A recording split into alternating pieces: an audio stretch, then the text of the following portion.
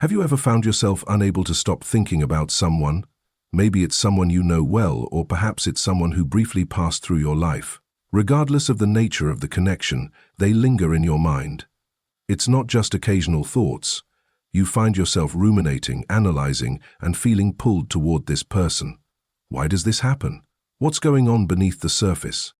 To understand why someone has taken up residence in your mind, we need to dive into the teachings of Carl Jung, a Swiss psychiatrist who pioneered the study of the unconscious mind. Jung's insights are still incredibly relevant today, helping us explore the deeper layers of our psyche and understand how our relationships often mirror parts of ourselves that we don't consciously recognize.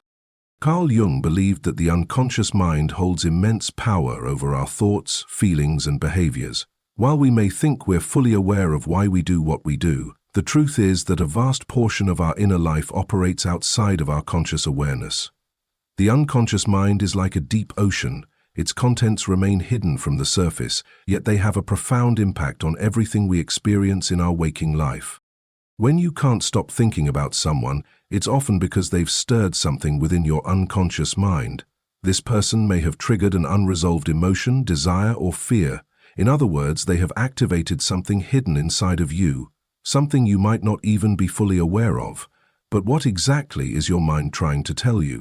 One of Jung's key contributions to psychology is the concept of projection. Projection occurs when we unconsciously place our own feelings, traits, or desires onto someone else. Instead of recognizing that these aspects belong to us, we attribute them to the other person. This is often why someone becomes stuck in our minds. They represent something we have yet to acknowledge within ourselves. For example, imagine you're infatuated with someone who seems incredibly confident and self-assured. You may think that you're attracted to them because of these traits.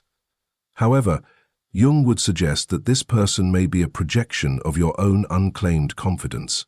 Perhaps deep down, you long to feel more self-assured, and this person embodies the qualities you haven't fully embraced in yourself. On the flip side, you might find yourself thinking obsessively about someone who frustrates or angers you. In this case, Jung would argue that this person may represent something about yourself that you're unwilling to confront.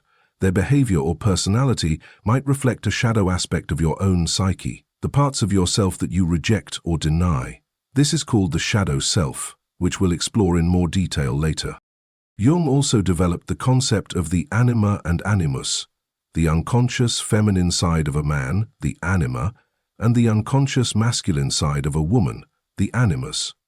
These inner counterparts influence our relationships with others, often leading us to project aspects of our own psyche onto the people we're drawn to. When you can't stop thinking about someone, it might be because they embody qualities of your anima or animus. For example, a man may be drawn to a woman who embodies qualities of warmth, compassion, and emotional sensitivity, traits that he hasn't fully integrated within himself. On the other hand, a woman may be attracted to a man who exudes strength, assertiveness, or independence, qualities she may feel disconnected from in her own life. In both cases, the person we're thinking about is acting as a mirror for our own unconscious desires. They represent something that we need to integrate into our conscious awareness. This is why Jung believed that relationships, especially romantic ones, can be powerful tools for self-discovery and personal growth. By understanding what we're projecting onto others, we can learn more about our own inner world. Now, let's delve deeper into the concept of the shadow. The shadow refers to the parts of ourselves that we repress, deny, or feel ashamed of. These are the aspects of our personality that we hide from others, and sometimes even from ourselves, because they don't align with our conscious self-image. However, just because we repress something doesn't mean it disappears. Instead, the shadow lives on in our unconscious mind, influencing our behavior and thoughts in subtle ways. Often, the people who occupy our thoughts are those who trigger something in our shadow, either because they embody traits we reject in ourselves or because they reflect past wounds that remain unhealed. For example, if you're constantly thinking about someone who has hurt or rejected you, it may be because their actions have triggered an old wound, perhaps stemming from childhood experiences of abandonment or rejection. Your mind fixates on this person, not because you want to be with them, but because they represent something deeper that needs healing within you. Alternatively, you might find yourself obsessing over someone who exhibits traits you dislike, such as arrogance, selfishness, or dishonesty. In this case, Jung would suggest that this person is reflecting parts of your own shadow, the traits that you have disowned or denied in yourself. The more you reject these traits in yourself, the more they will show up in others, drawing your attention and causing frustration. Jung also introduced the concept of synchronicity, which refers to meaningful coincidences that seem to defy logical explanation. Have you ever experienced a series of coincidences involving someone you're thinking about? Perhaps you hear a song that reminds you of them, or you keep seeing their name in unexpected places. These moments might feel like the universe is trying to tell you something. Jung believed that synchronicity is a sign that our inner world is in alignment with the outer world. When we experience synchronicities, it's because something significant is happening on a deeper, unconscious level. The person you can't stop thinking about may be connected to an important life lesson or a stage of psychological growth that you're currently going through. For example, if you're constantly thinking about someone you've recently met and you keep encountering signs or symbols related to them, it may be a signal that this person is playing a meaningful role in your personal development. Whether they're meant to stay in your life or simply act as a catalyst for growth, their presence in your mind might not be accidental.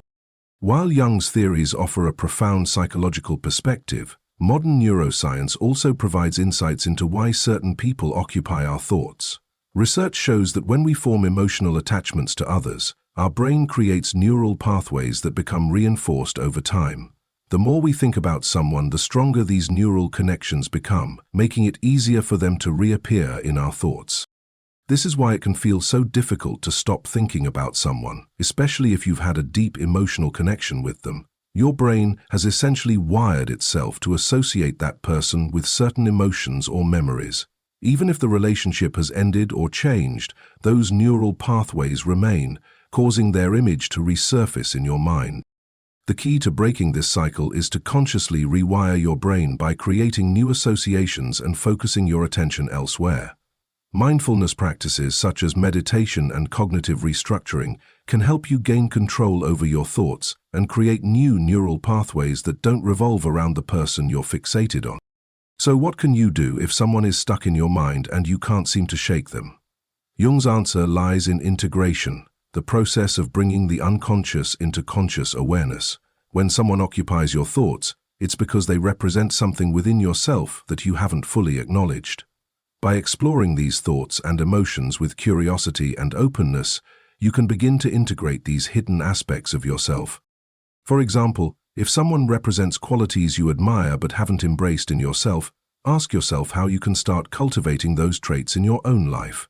If someone has triggered old wounds or insecurities, consider how you can heal those wounds and release the emotional baggage that's keeping you stuck.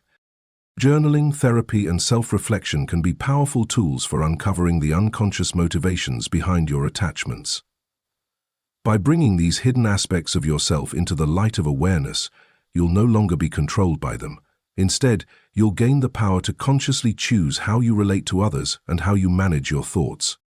Finally, Jung teaches us that true freedom comes from detachment, not the forced kind of detachment where you try to suppress your feelings, but a natural detachment that arises when you've gained insight into your unconscious mind. Once you understand why someone is on your mind, you'll no longer feel the need to cling to those thoughts. You'll be able to let go because you've integrated the lessons they were meant to teach you. Remember, the people who occupy your mind the most are often mirrors reflecting aspects of yourself. The attachment isn't about them, it's about you. When you recognize this, you can shift your focus inward and embark on a journey of self-discovery and healing. By exploring the unconscious dynamics at play, you'll no longer be trapped by your thoughts. You'll be empowered to take control of your inner world and create a more conscious, fulfilling life.